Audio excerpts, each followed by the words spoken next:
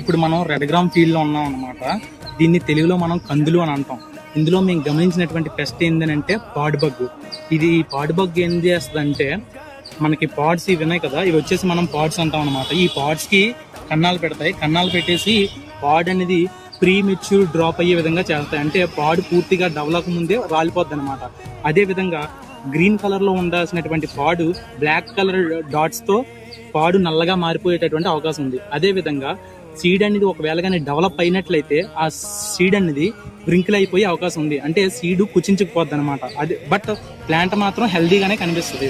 ఇదే విధంగా రాత్రుల పూట అయితే ఈ యొక్క ఇన్సెక్ట్లు ఏం చేస్తాయనంటే యాంట్ మిమిక్రీ చేస్తాయి. అంటే ఏంటంటే సేమ్ చీమల్లాగే నరడం ద్వారా తన యొక్క ప్రెడేటర్స్ నుంచి తప్పించుకునేటటువంటి మెకానిజం కలిగి ఉంది. దీంట్లో మనం ఎలా కంట్రోల్ చేయాలంటే, 1 హెక్టార్కి 50 బర్డ్ పేచెస్ పెట్టుకోవడం ద్వారా కంట్రోల్ చేయొచ్చు.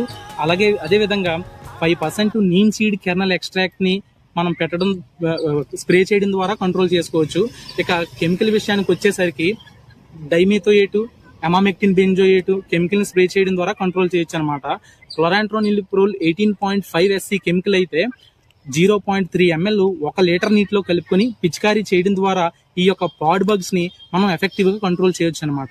Thanks for watching.